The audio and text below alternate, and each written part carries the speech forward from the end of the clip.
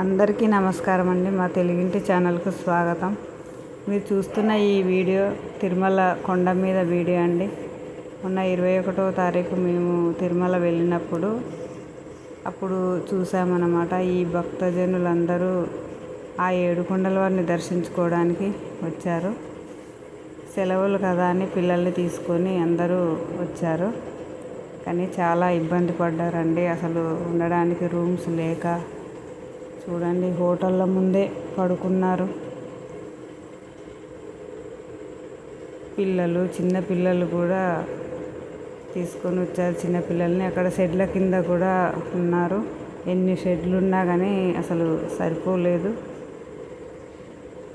ఎంత ఇబ్బంది అయినా పడి ఆ స్వామివారిని దర్శించుకొని వెళ్దామని పాపం వాళ్ళు అందరూ ఉన్నారు. కానీ చాలా ఇబ్బంది పడ్డారండి. ఎక్కడ హోటల్స్ కానీ ఇవి ఖాళీ లేవు. వెళ్ళేవాళ్ళు వెళ్తున్నారు దర్శనానికి, వచ్చేవారు వస్తున్నారు. అక్కడ వేచి ఉండేవాళ్ళు వేచి ఉన్నారు. వాళ్ళని చూస్తే మాత్రం చాలా బాధ వేసింది. మాకు ముందే బుక్ చేసుకున్నాం కాబట్టి మాకు తొందరనే కళ్యాణం టికెట్ మాకు బుక్ చేసుకున్నాం కాబట్టి మేము తొందరనే దర్శనం అయిపోయింది మాకు. కానీ వీళ్ళని చూస్తే మాత్రం చాలా బాధ వేసింది. ఈ ఎండాకాలం ఇంత ఇబ్బంది పడుకుంటూ రాకూడదు అని అనిపించింది.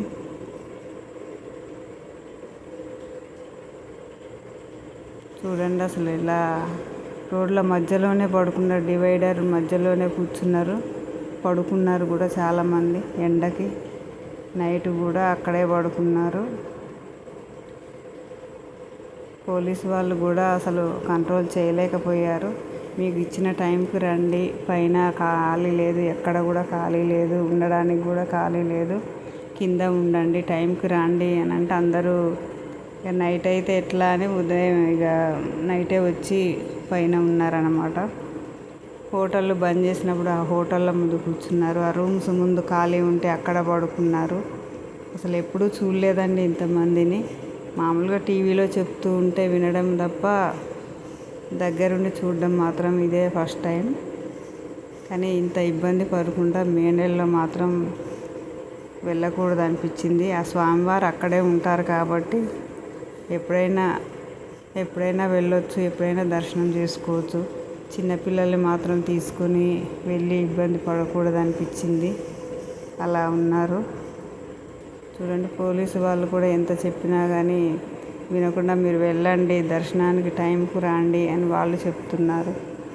ఎన్ని రూమ్లు ఉన్నా సరిపోలేదండి. అసలు రోడ్డు మీదనే బైఠాయించారు. రోడ్డు మీదనే పాపం నిద్రపోయే వాళ్ళు నిద్రపోతున్నారు.